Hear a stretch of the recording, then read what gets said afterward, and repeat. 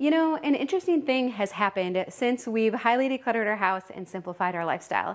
I find that I am much more able to live in the present, in the current moment, and I look towards the future with hope and anticipation, occasionally visiting the past, but not getting bogged down by sentimental things. Sentimental things aren't bad, but I think we have to be careful with how much we keep and how we keep it. And so in this video of our Back to Basics series, we're going to talk about some really useful tools when it comes to simplifying sentimental items.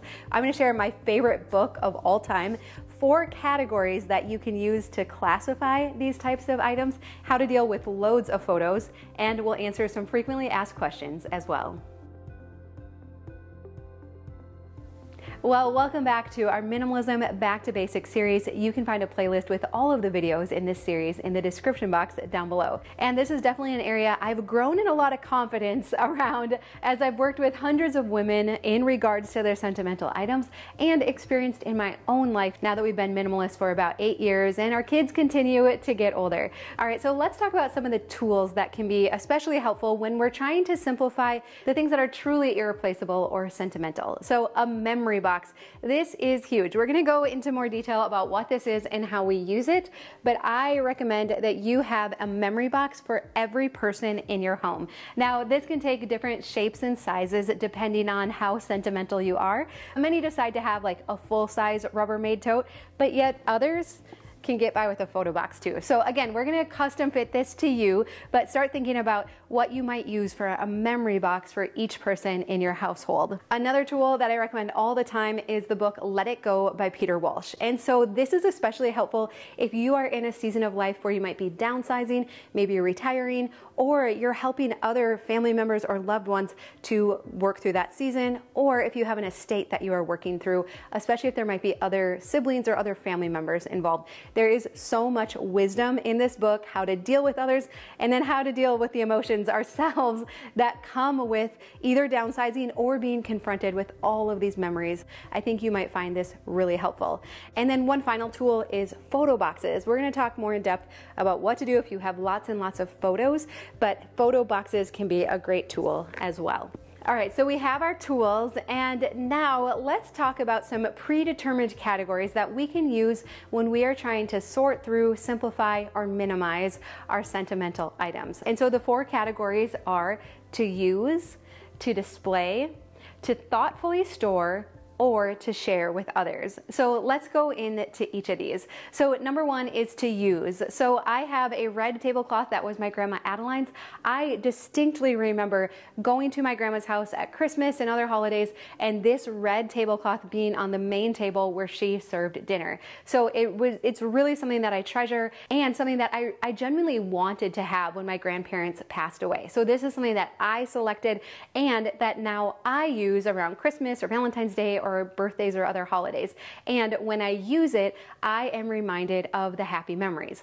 Number 2 is to display it. Now, my other grandma, she was so generous to share with me her collection of milk glass. Now, from time to time, I like to use some of the pieces, but I've also displayed them too on our open shelves. I think they're beautiful. I love the designs, the patterns, the uniqueness of the pieces. And so even though I kind of rotate out things on our open shelves from time to time, I will also display them.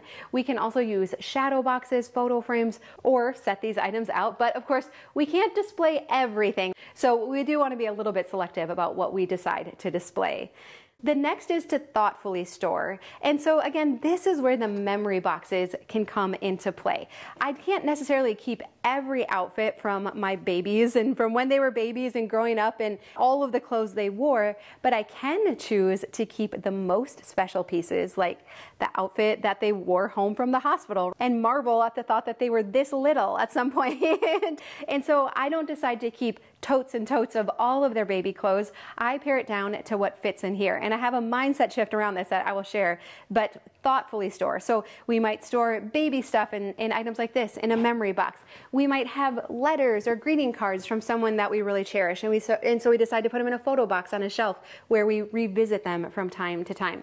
The idea is that if we are going to store any kind of sentimental items, that they're not a burden, that it's stored in a way that it's really enjoyable to go through again and to revisit from time to time. Because again, in previous videos, we've been talking about how every item in our home is a tool. A physical item is meant to be useful. It is something that should make our life better or easier. And even sentimental items, we can look at tools. They're a way to jog memories, to remember happy times and happy people from the past.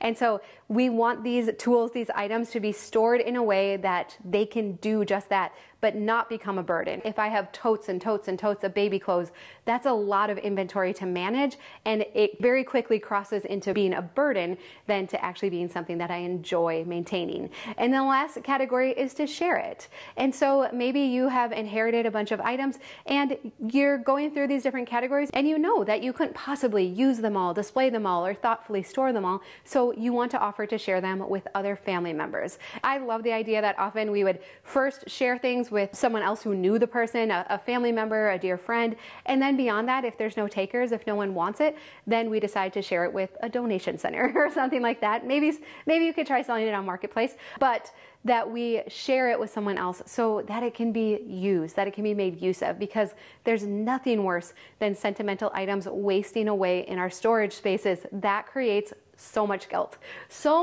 if we find out that this stuff gets wrecked or ruined. Now, a couple other criteria that I love from this book. Peter Walsh says, only keep things that bring up happy memories, happy reminders of different time periods or people in your life. And he says so often we keep things that do not bring up happy memories. And we have to realize that that stuff in our house, again, these things, they send us messages. If it is a reminder of unhappy time, of something really traumatic that has happened, you don't need to keep that in your house. You have permission to let those things go. We deserve to live in a space surrounded by things that we truly love and enjoy. And so if you have items that have been passed down or you've otherwise acquired that no longer bring up happy memories, it is absolutely okay to let those items go.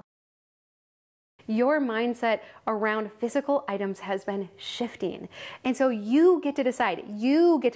What do you want to continue to maintain? What do you want to continue to move from home, to apartment, to other seasons of life?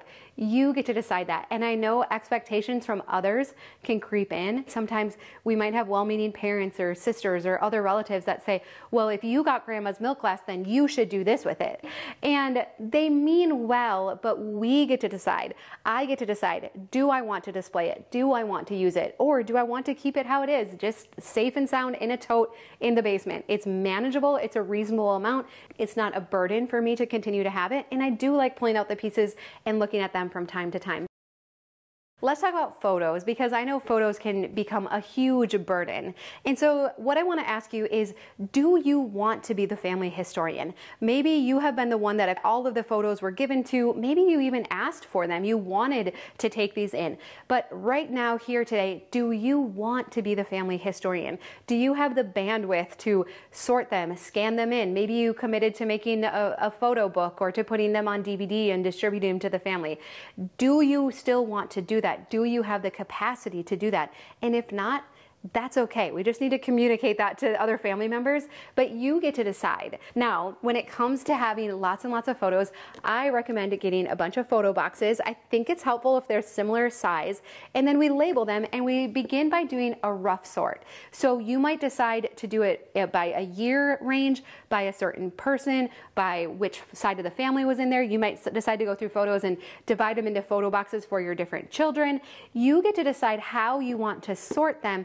But doing this initial sort is very helpful, because we're going to look for duplicates. We're going to look for garbage photos. I know throwing away photos can be very difficult, but duplicates, ones that you just absolutely do not know who is in them, things that were a mistake, and we're going to sort all those out. So once you get it down to these rough categories in these boxes, you're going to have a lot less inventory to work with. And then from there, you can decide if you want to go further. Do you want to just distribute them and give them to people just like this? Do you want to scan them in? So you're going to have a better idea of what you're dealing with, how many you're dealing with, and then from there, you can decide what you want to do next. So let's answer a couple questions that always come up. What if you are a parent and you are just so attached to all of your kids' baby stuff, you have a very hard time at letting go? I would still encourage you to get a memory box for each of your kids and to begin to use it, where we put the most special of special things. Now, again, my mindset has shifted around this, and here's how I look at this now. I look at it like I am curating a special collection of items for my kids. So when they graduate or they they move out or they get married or at some point in life, my hope is to pass this on to them. And I'm really excited that it's a very manageable amount, because just like we don't want our parents to dump bins and bins and bins of childhood stuff on us, I don't believe my kids are going to want that either. So I look at this like I am keeping the most special of special things for them, and that is a special collection that I get to pass on to them. And what has been so cool is that even now, our kids love going through these. So anytime I pull them out for a video or we're just taking a little time to go through them, they want to go through them. They want to hear the stories. So we regularly go through these. And so again, we could look at it like, oh, that is so limiting. I couldn't possibly fit all of my child's most precious memories in here. And again, you pick the size that is best for your kids and your family.